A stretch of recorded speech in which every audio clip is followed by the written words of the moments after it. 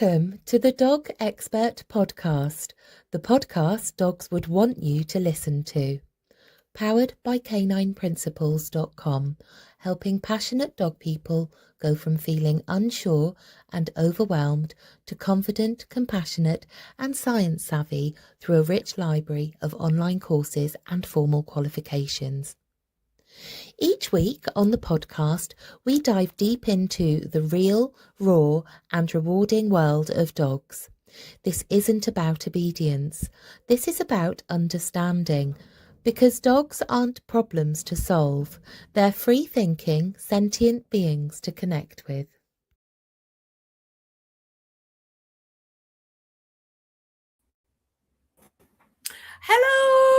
Hello, and welcome back. Good morning. Good evening. Jo Middleton here from Canine Principles, the principal of the International School for Canine Psychology and heading up the International Institute for Canine Ethics. And I am joined by the wonderful Emily Dustan from See Spot Learn in Auckland, and I'm so excited to be back for season 4. Season 4, how did that happen? It's crazy. We've got some celebrations to bring us into 2026. We've got a massive celebration in that we are being joined by another co-host, which is super cool. We were so impressed when this lady came on our podcast. Oh my gosh, was it season 2 or season... I don't know. No, it is. Last year was just, and also everyone that we've had on this podcast has just been amazing. Oh, I know, haven't they? Great. I'm so glad that Penny's joining us. It's very exciting. Did you just say the name? I hadn't said yet. Spoiler. So yes, it is Penny, aka Dr Zoolittle, who is joining us as our third co-host. We are a bit worried that no one will ever get a word in edgeways because we're all so passionate about what we do. But Penny is just the yin to our yang, isn't she? She's just amazing. Oh, 100%. This is just so good. However, the challenge we have is time zones and internet connectivity, because I'm based in the UK, Emily's over in New Zealand, and Penny is currently over in the States. So trying to juggle time zones so that we can all get online at once is quite tricky. It really is, isn't it? And may have cocked up slightly and told Emily the wrong time. So we're very grateful that you're here and you've joined us, because you were here an hour ago as well, weren't you? All good. It's all part of it, right? So sometimes it'll be all three of us and our guests as well. Sometimes it will just be one or two of us, depending on when we're able to record, when we're able to go live, and the various time zones. So if you haven't yet met Penny, Dr Zoolittle, I'm going to bring her out from backstage now. Penny, if you need to look back on YouTube at the episode or whatever platform you listen to your podcasts on, of the Dog Expert podcast that Penny was on, because it will blow your mind. Her knowledge is insane. I mean, if we could download her brain, we wouldn't be able to fit it into 10 books, I don't think. But gonna bring Penny on now. Hey, Penny. Oh, we're a little bit of a delay, but that's okay. She will be joining us shortly. Yay! Welcome! Hello. So there's a bit of a time delay, so we might talk over each other a little bit. We'll keep trying with the time delay. Do you want to tell everyone about yourself, Penny, and why you feel so passionately about dogs and their welfare?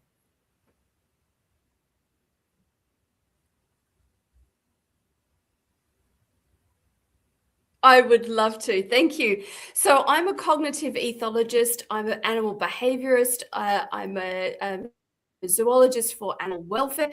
There's a lot of different labels that you can put on, but at the end of the day, it's been my mission since I was 5 years old to work with the animals that live under human care to improve their health and happiness. So this is a welfare issue, and I worked as a zoologist, first of all, in the zoo setting for mental health of animals, the mental health and happiness, and also the human-animal bond that we can have with the wild animals that are in captivity. And then more recently, when I started to see that there was a need for the other half of the welfare coin, right? So we're talking about the mental health, emotional, experienced world kind of stuff. That's where I started out. And then I saw that there was this gap in the health side of things. How are we looking after the bodies of the animals? What are we missing that's causing them to suffer in that side of things too? So then I went into functional and regenerative medicine for animals, and looking at how can we actually heal them properly if they already have something, but even better than that, prevent it from the beginning with lifestyle and behavior choices. Things are so easy, but don't get taught. So this is all about, for me, it's all about improving the experienced life that a pet or any animal has when we are part of their life. Oh, you Goodness. are.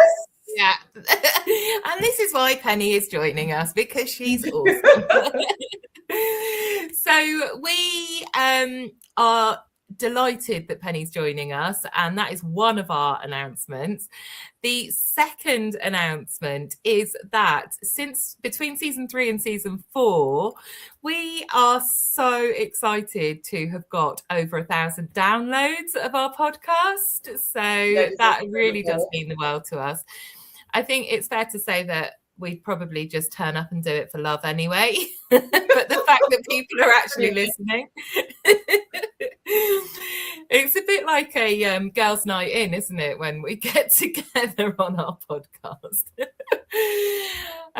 But we are so happy to have got 1,000 downloads. And if you're enjoying the podcast, if you like what we do and what we talk about with ethical, consent-based, force-free, fear-free methodology, please do subscribe to our YouTube channel. Please do share the podcast with your like-minded friends, because we really, really want to make this the norm for dogs. We don't want any dogs being subject to outdated methodology. 100%. It's just, it's moving out of that shell of, when I say generational training lightly, not, it's just because it was done then doesn't mean it should be done now. And it's very hard to break out of that mold or break out of that way of thinking where the amount of methods that is used when it comes to intimidation, correction, consequence-based training is more there than the general, well, force-free, consent-based, and that will get pushed down, because at the end of the day, what is shown on reality TV, Instagram, your instant feeds is, this is what you do. The dog must listen, and it must just do as it's told. And that is a really dangerous and problematic way of thinking. It really is. I'm working with a reactive dog at the moment, and I was looking through YouTube and looking at clips, and some of the stuff that I was seeing, and the pain, like a dog on a prong collar with a trainer, use that term very, very loosely,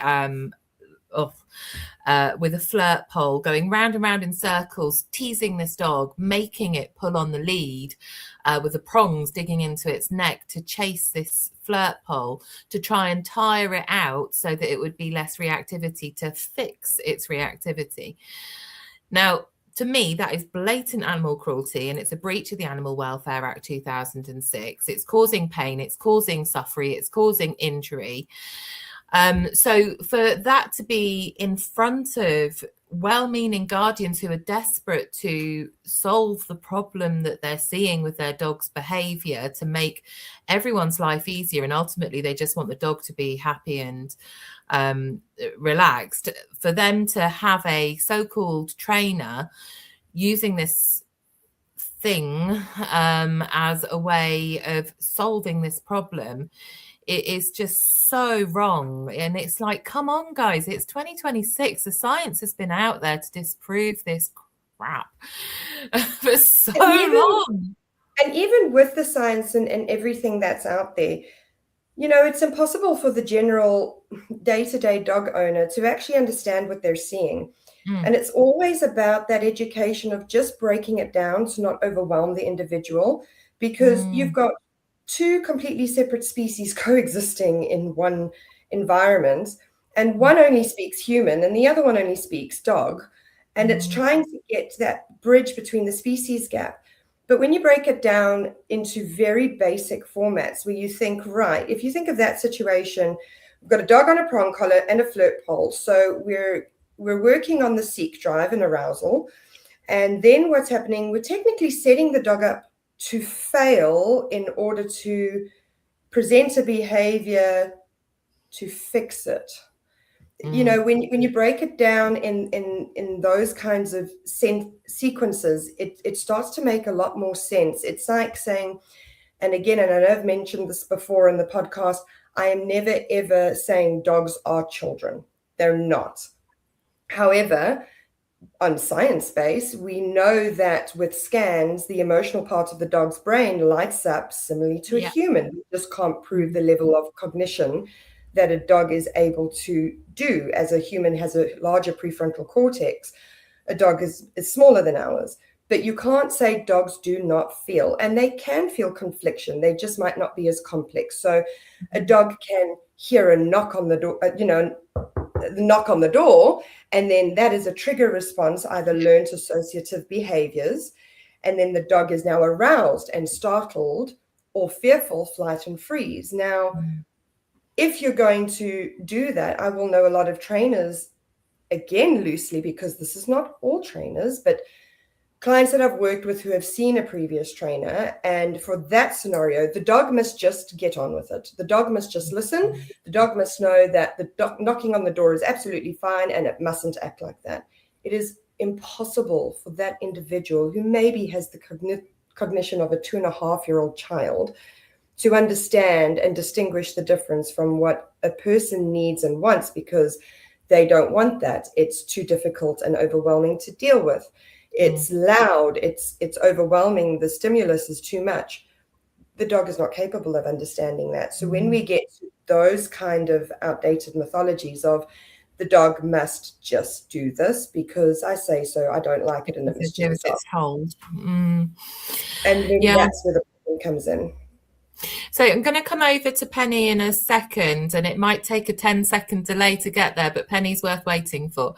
And next time we record, we'll make sure that there's a better internet connection so that you're not having a 10-second delay to hear her pearls of wisdom. But Penny, if you want to see Penny live, she is coming back over to the UK for the Inside Out Canine Principles Symposium in June, on June the 13th at Hartbury University. Well, no, we're working on that, aren't we, Emily and I? We're gonna bring the podcast on tour, which is exciting. But we're telling you all our secrets tonight.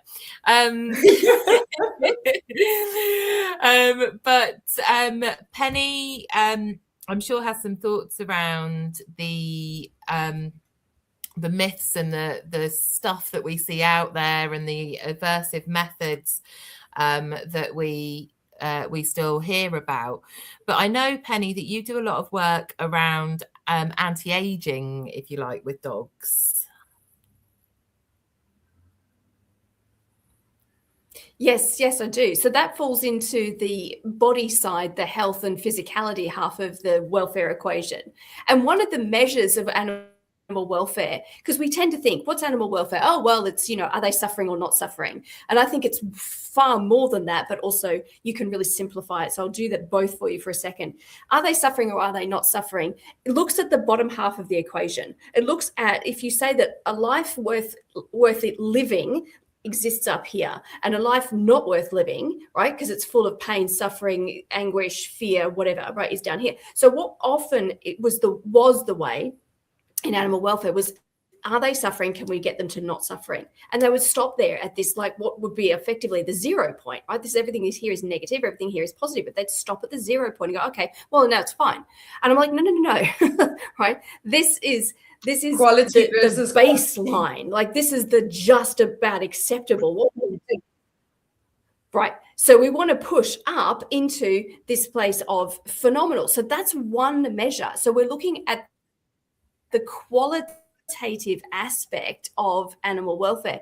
Then there's the quantitative, always gets forgotten. The quantitative aspect is, how long are you then able to experience that quality of life, right? And so when it comes to a farm animal, for example, then typically speaking, because of the nature of the industry, no one's interested in how long they can live, because they've got a purpose for something else.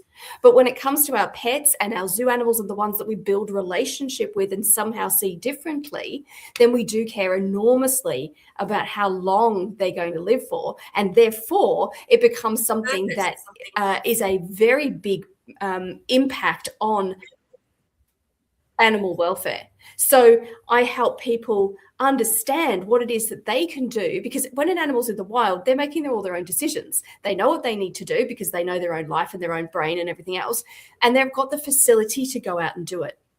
When we bring animals into our world, we usually put them in some kind of enclosure, habitat, house, whatever you want to call it, right? But they're restricted in their choices. So they now rely on us to lesser or greater extents to facilitate what they need in life.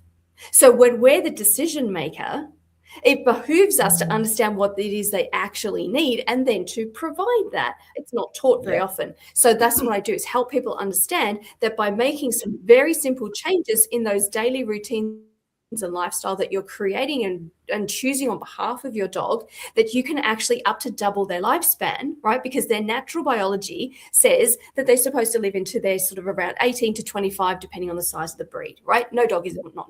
Very few dogs are living to that. So I'm helping extend that welfare part of the equation. Fantastic. Now, That's if you're amazing. listening live, we'd love to hear from you about myths that you have heard.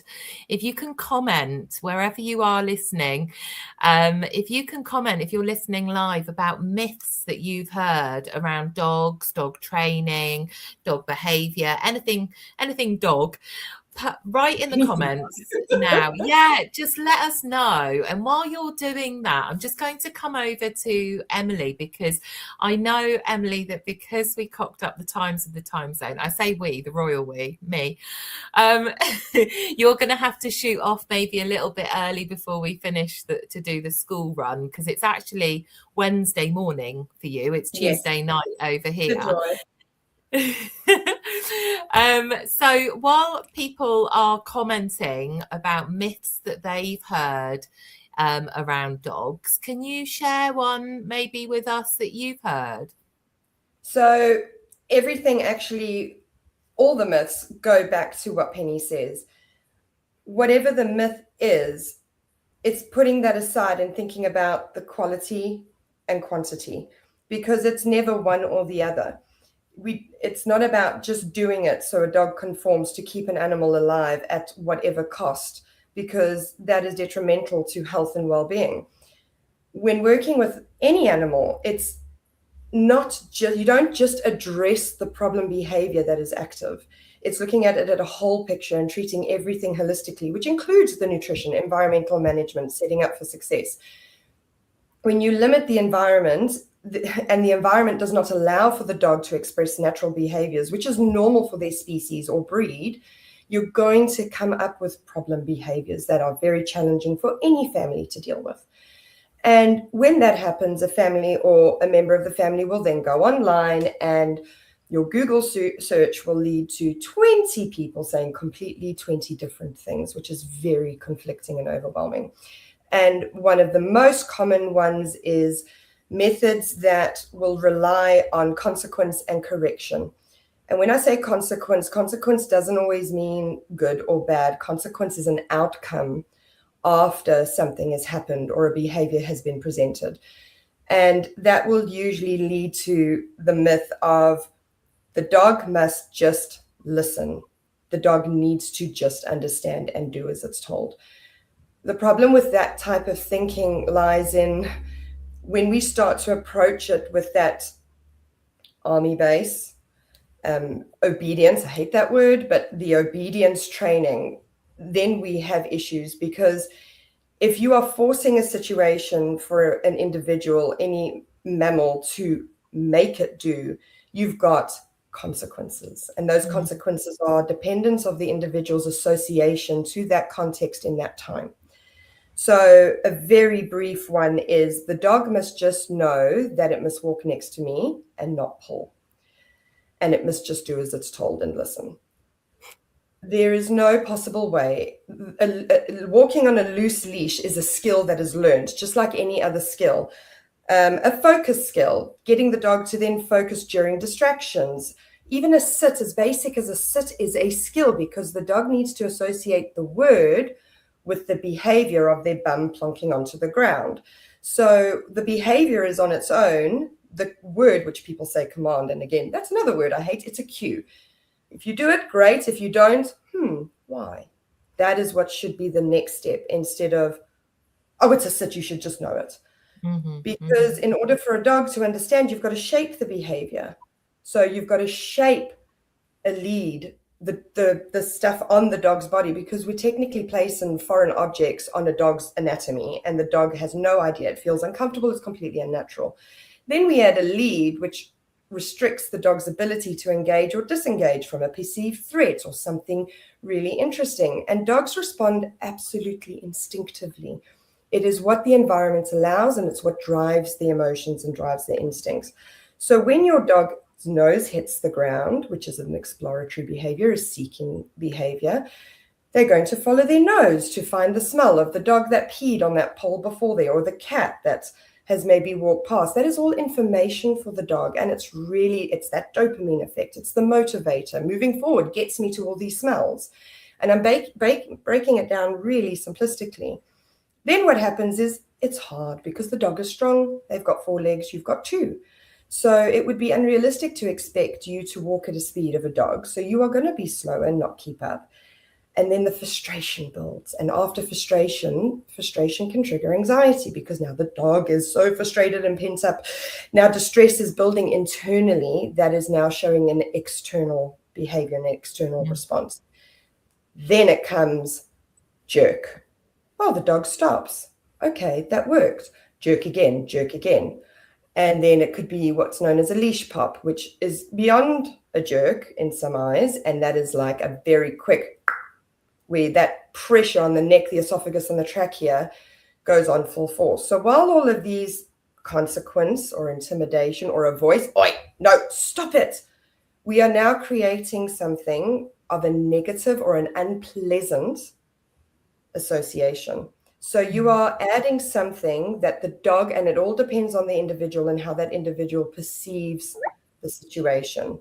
So when you are adding something, stop, pull, whatever the case is, the dog then goes, anything I do, I might not actually pair or associate it in that time, but anything that comes to this context can cause pain or discomfort or fear or whatever the case is, because you can never really, broadly speaking like this, identify. I'm just saying generalizing for dogs, not just one specific behavior, because all the consequence is how that individual learns, and they're going to learn it whether you want them to or not. It's what they learn and what they perceive, not what you assume the dog is understanding. So it's about breaking that mold and breaking that myth that if the dog is pulling, always start with why. Has the dog mature enough to have some form of emotional regulation or some form of impulse management? No, because the dog is 16 weeks old, or adolescence, which is very difficult for adolescents because we've got fluctuations in hormones and chemicals in the brain and the body. It's impossible if the dog has never learned the skill through consistency, practice, where you're shaping those neural pathways and strengthening that response, for them to completely understand in context, especially if there's an awesome fluffy dog down the road, which I know is there and it's awesome and I can't wait to get there, because that dog has learned, that dog lives there by that pattern, or that dog's walking, I love dogs, I want to play, or the other response of, oh, there's a dog, I don't know what to do, I want to run away. All these are involuntary and they can be conflicting. So if you can always, whenever you hear a myth, no matter what it is, address it with the, why is this behavior here? Then you really unravel the underlying cause and associations and work through it for a more sustainable outcome long term than just suppressing the behavior and not dealing with it, which has really big fallouts later in other areas. So true. I think so. I'm a survivor of domestic abuse, and having been through that gives me a real insight into how dogs who have been treated using aversives, their nervous system, their emotional state, it just really helps me to understand on a deeper level how the effect of those aversives impact them. And what you're saying there leads on really nicely to another myth, which is you need to show a dog who's boss. You need to show them who's in charge, which kind of makes your whole relationship with them into some weird power struggle built on dominance theory and outdated wolf pack ideas that have been disproven for many, many years. And it kind of leads to that whole control-based, fear-based, coercive stuff rather than connection and empathy and compassion and the kind of relationship that if you genuinely love a being that you want to have with them. And the whole you need to show the dog who's boss comes from those wolf studies, like the captive wolf studies that weren't even family members. And it's based on alpha, leader of the pack, be the top dog. And when you're talking about those harsh methods, even just the lead yanking, it instills a fear in a dog that if something happens, there's going to be this horrible thing that happens in response. But does it come from a human place of fear that if they don't control their dog, if they let the dog make their own choices, that they'll become uncontrollable and then 100%. Do you think it's like that's so hard? That's so hard because every person who asks for help with their dog would never do it if they don't love their dog. They absolutely already do, and they're trying to improve the situation. And they are fearful. You could have somebody who's older that can't be pulled off their feet because something, if they hurt themselves and they need an operation, a knee replacement, a hip replacement, that's a big problem, so it's understandable that I need this sorted because it's dangerous and I can't not take my dog out for a walk. I love my dog. My dog loves to go out. So you've got all this conflicting information and these thoughts where somebody just wants to genuinely do something for their dog so they can carry on living their lives with their dog because they do love their dog. They just don't know how to do it. But then what happens is, sorry. No, I was just going to say, but the whole concept prioritizes obedience, like you say, that obedience and compliance rather than the emotional safety and the cognitive freedom. And the amount of times I say the phrase, they're free-thinking sentient beings, because they are free-thinking sentient beings. We don't want to suppress their behavior. We don't want to. That's the nail on the head. It's that suppression, because what people will assume, or what leads them to believe that it is working, the dog is presenting better, the dog is listening, I went to this trainer and this is what we did and it's so much better, the dog is really doing well. And when they go through the methods and how they got to where they are, It's all about the dog avoiding the consequence, which actually suppresses the behavior. So the dog has not learned the skill well enough. The dog has just avoided the situation for survival, because all brains are primitively wired. It's survive or die. So it's survive or something unpleasant happens. And we all want to avoid something unpleasant. That's why no one likes confrontation. But we're very quick to do it in a different context where we feel we're in control and we have the power and the decision making. And it's not done out of callous, and it's not done out of ill intention most of the time, because people only do the best they can. Even trainers, they do what they think is right from how they've been taught and what they've experienced. And I don't like to always lead these conversations right or wrong. It is or it isn't. Ideally, it's about looking at the bigger picture. What is it you want? What can you sleep with at night and rest your head with, knowing that you've done the right thing morally and ethically? If a person doesn't care and they just want the dog to just do it no matter the consequences, for that individual, that is a very difficult situation, and I wish them well. But for clients who come through to any of us that have these beliefs and structure, or these beliefs and ethos, it's giving them that education to the best of our ability to help them nurture a relationship, improve the dog's coping mechanisms, adaptive behaviors, and improve their life so they live longer. So we have more time with them, because they're only in our lives for a very short time. And before we know it, we blink and they're gone.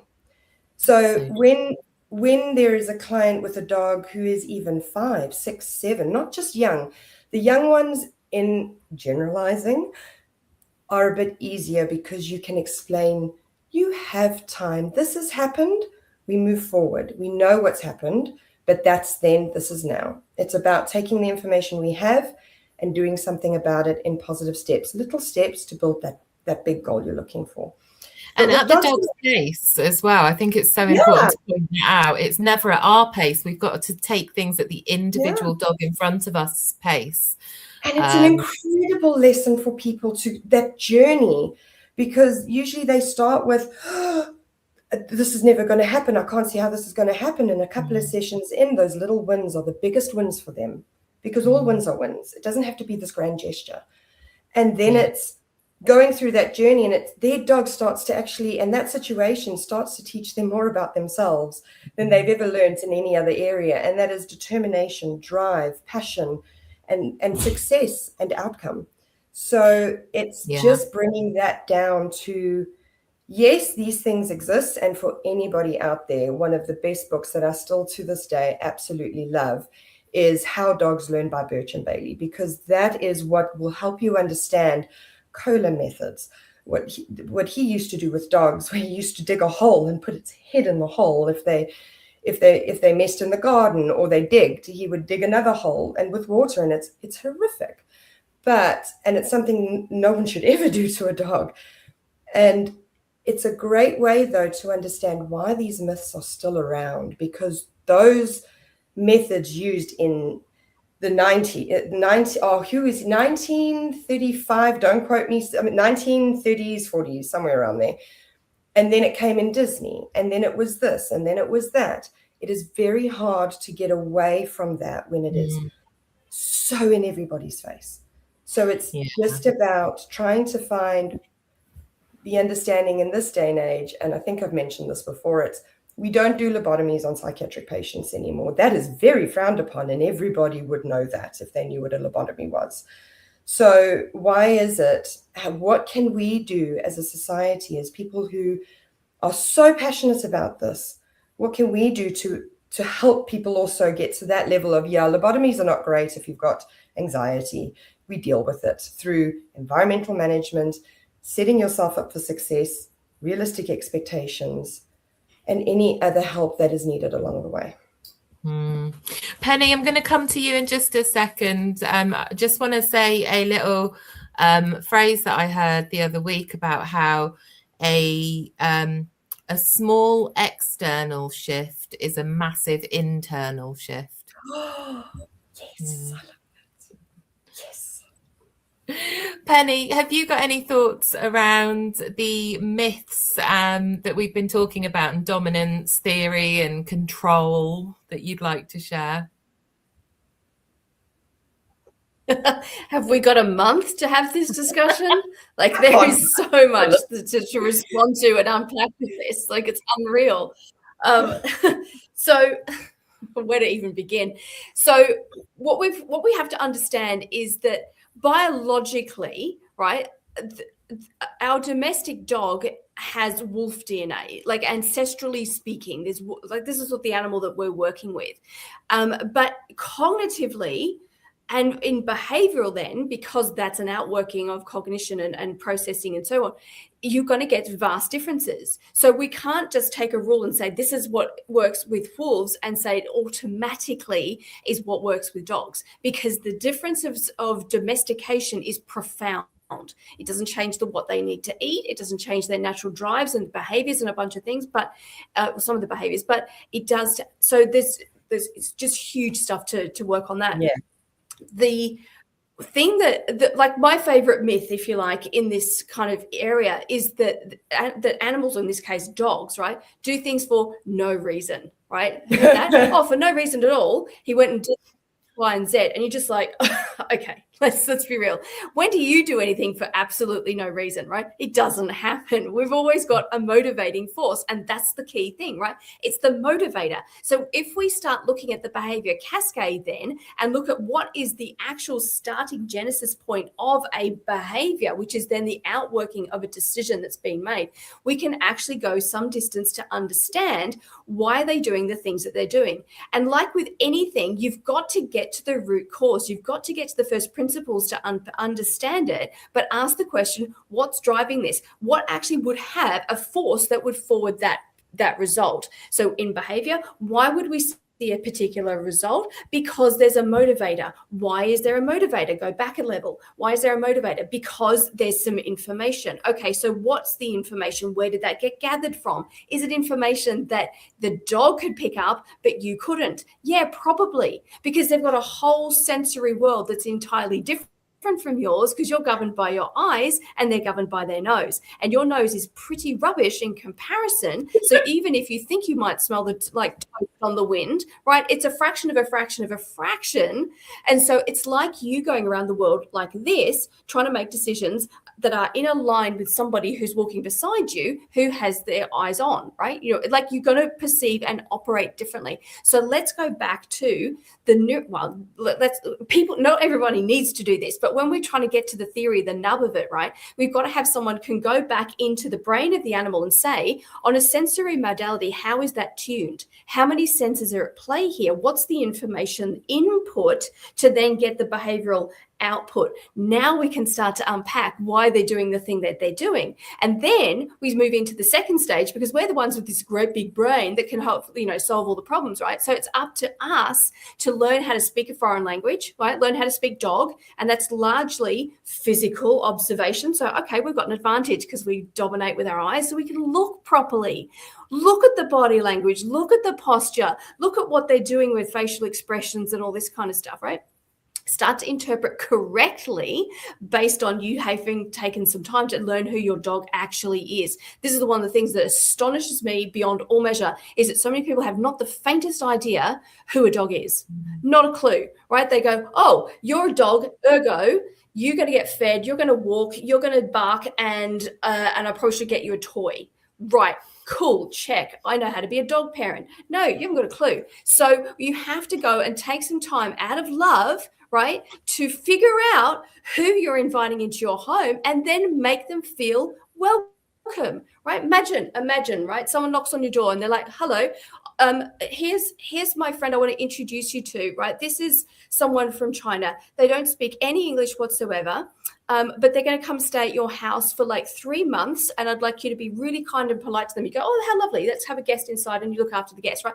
You can't speak Chinese. They can't speak English. They're taking their shoes off. You're not. They're offering bowls and things to you with 2 hands because that's polite. They're bowing, right? You're not doing any of these things. right? Then you're doing a bunch of stuff that they're like, oh my God. And so you have this massive culture, and you're both intending to be kind and polite and helpful and friendly and build a relationship.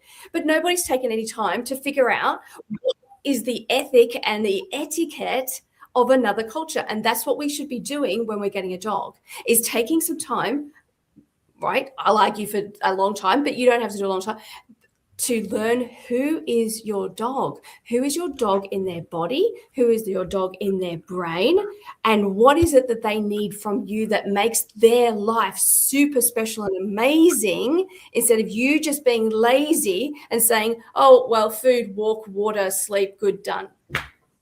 Woo! Emma, you all right for time? One hell of a season. I actually cannot. Oh my God, isn't it? Are you all right for time, Emma, or have you got to shoot? I do have to jot, but I didn't want to leave because this is amazing. And I could also listen to you talk forever. Well, we are going to wrap up anyway. So we've actually going to wrap up on time, which is unheard of. But I just want to say this season is going to be amazing because we've got guests like Sindor Pangal coming on. We have got, I'm not going to give you all the spoilers, but for example, we've got the innate health assessment tool in the UK that has caused so much controversy.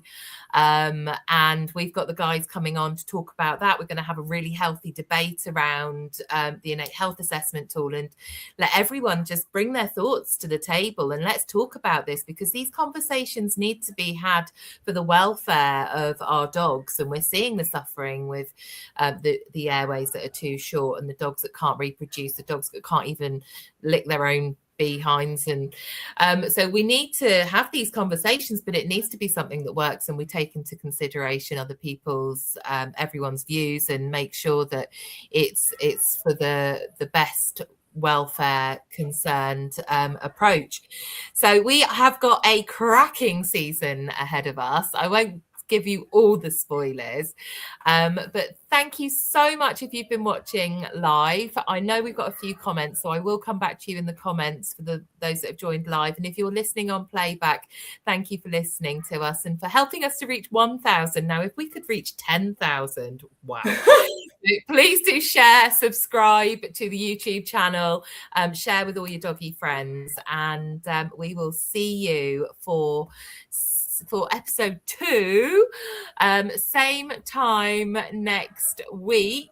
And I absolutely cannot wait to this is see. amazing. It really and is. I'm so glad. Thank you, Penny, for joining us. I'm so thrilled. So thrilled. We're so glad to have this is and I mean, really what you said, Joe, just wraps up everything when it comes down to communication, because as everyone and everything, we want to avoid. We have so much fun with this. To pick up, or no one likes to say or want to confront these conversations because they're difficult and scary, and we don't want it's intimidating, and our survival is going no. But as human beings, it's so good to have these honest, open conversations to communicate, so we can all understand each other. Because at the end of the day, we're all doing it because we like animals, we want to be around them, we want to hang out with them. So why not all of us understand each other and see what's best for everyone? And it's okay to disagree. That's the thing. Yeah.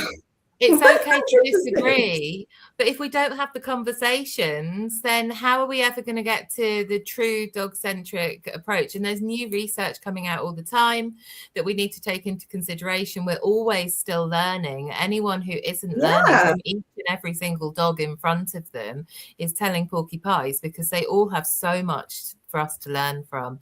Anyway, Emily's got to go school, so we're going to love you and leave you. Have a lovely day, everybody. Thank you so much.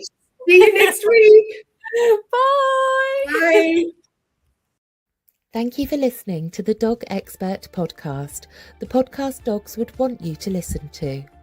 If you've enjoyed this episode, do come and let us know in our free Facebook group for dog lovers everywhere, Ethical Dog Training with Canine Principles. That way we can make more content like this that you'll love. We would love for you to leave a review on here and hit subscribe so that you never miss an episode.